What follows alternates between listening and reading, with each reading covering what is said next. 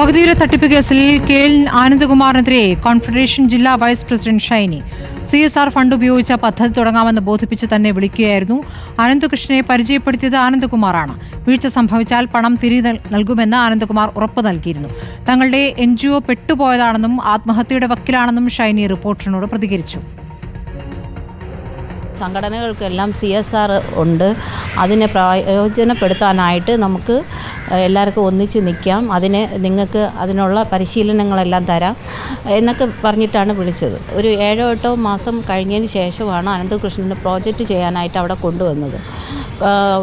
അപ്പോൾ പറഞ്ഞു എല്ലാ വർഷവും ഈ CSR ഫണ്ടുകൾ വന്നും ഇവിടെ ഇങ്ങനെ കുമിഞ്ഞു കൂടി ലാപ്സായി പോവുകയാണ്. പാവപ്പെട്ടവരുടെ ക്ഷേമത്തിന് വേണ്ടി ഉപയോഗിക്കാനായിരുന്നു CSR ഫണ്ട്.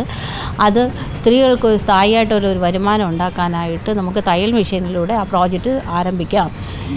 അനന്തകൃഷ്ണൻ ഇടുക്കിക്കാരന് നിങ്ങൾക്ക് ഞാൻ പരിചയപ്പെടുത്തി തരികയാണ്.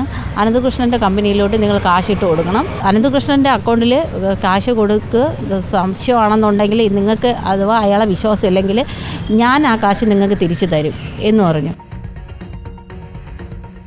സുനിഷ അയ്യലൂർ വിവരങ്ങളുമായി. സുനിഷ, ഇപ്പോൾ ആനന്ദകുമാറിനെതിരെ കൂടുതൽ പ്രതികരണങ്ങൾ വരികയാണ്.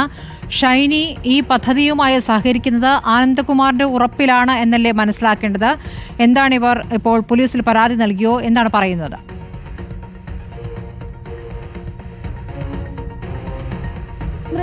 ആനന്ദകുമാറിന് ഈ പകുതിവില തട്ടിപ്പുമായി ബന്ധപ്പെട്ടുകൊണ്ടുള്ള ഈ മുഖ്യ ആസൂത്രകൻ ആനന്ദകുമാറാണ് എന്ന് തെളിയിക്കുന്ന തരത്തിലുള്ള മൊഴികൾ ഓരോ തവണയായി ലഭിക്കുന്നുണ്ടായിരുന്നു. അതിന് പിന്നാലെയാണ് ഇപ്പോൾ ഇത് തിരുവനന്തപുരം ജില്ലയിലെ NGO കോൺഫെഡറേഷൻ്റെ ജില്ലാ വൈസ് പ്രസിഡന്റായ ഷൈനിയാണ് നമ്മളോട് പ്രതികരിച്ചത്. ഷൈനിയും പറയുന്നത്, ഷൈനി ഇവിടെ ഒരു കാരുണ്യ പ്രവർത്തന സംഘടനയായ NGOയുമായി ബന്ധപ്പെട്ട് മുന്നോട്ട് പോകുന്ന ആളാണ്.